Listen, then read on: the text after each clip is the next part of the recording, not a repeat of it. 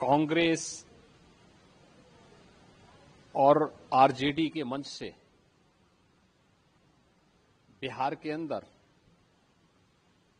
आदरणीय प्रधानमंत्री श्री नरेंद्र मोदी जी के प्रति जिस प्रकार की अभद्र और अशिष्ट नारे लगाए गए हैं, अत्यंत निंदनीय और राजनीति के गिरते हुए अमर्यादित चरित्र को दर्शाता है। हम इसकी निंदा करते हैं। यह मर्यादा का पतन की पराकाष्ठा है।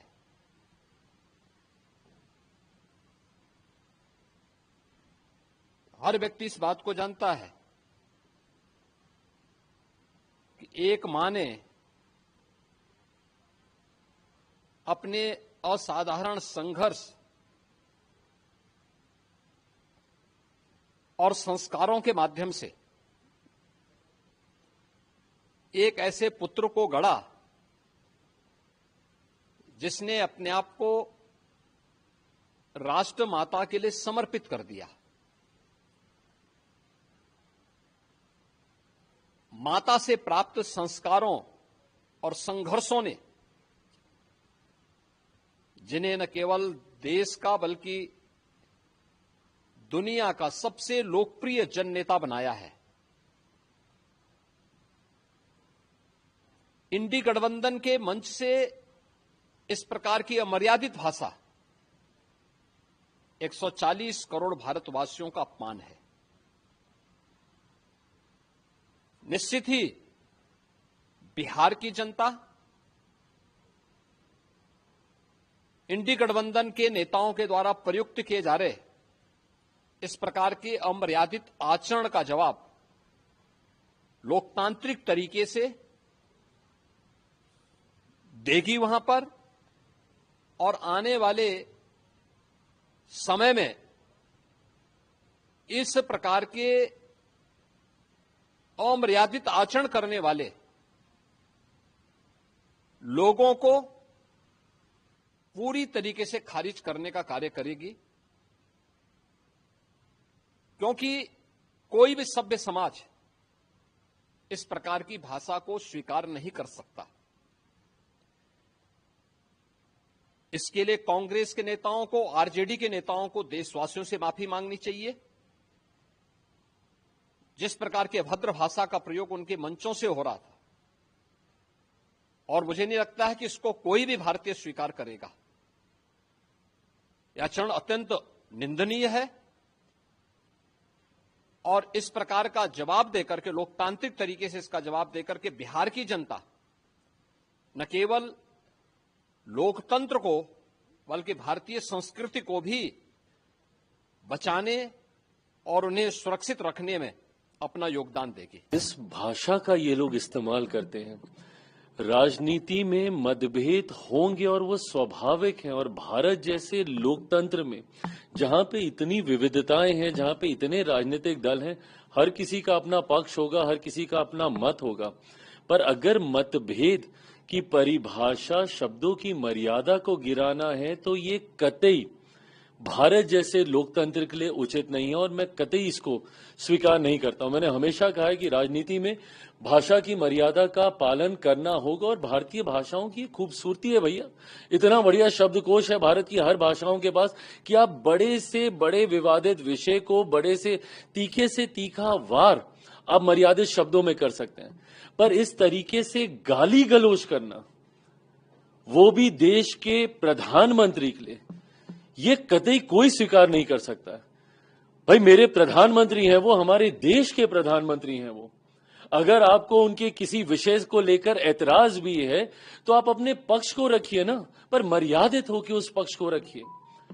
आप हमारी नीतियों को लेकर हमें घेरने का काम कीजिए, आप हमारे कार्यों को लेकर हमें घेरने का काम कीजिए, पर यह कौन सी परंपरा की शुरुआत है कि आप गाली गलौज करेंगे?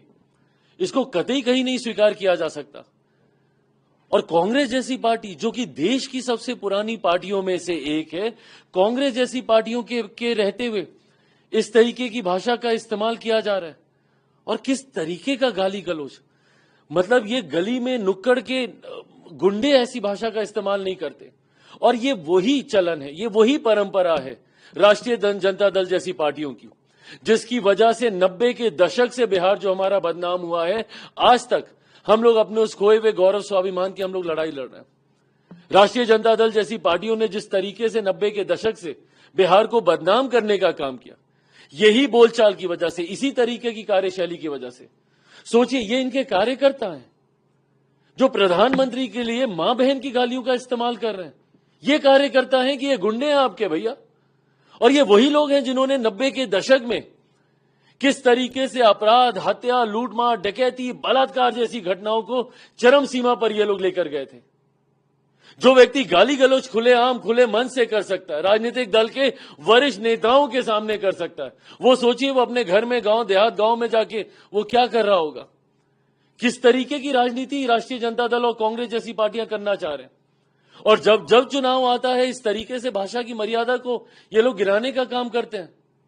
भाई, मैंने हमेशा इस बात को कहा है कि हर किसी का परिवार आपके लिए सम्मान का विषय होना चाहिए। क्या लेना देना किसी के परिवार का राजनीति से जो सार्वजनिक जीवन में भी नहीं है। लोकसभा चुनाव के दौरान इसी तरीके से मेरे परिवार के ऊपर भी ये लोग गए थे। आज मुझे बताइए, जो लोग सार्वजनिक जीवन में नहीं है, आप उनके बारे में इतनी आपत्तिजनक टिप्पणी आप कर रहे हैं। अब बोले ना प्रधानमंत्री जी को, भाई हम लोग जवाब देंगे, प्रधानमंत्री जी जवाब देंगे।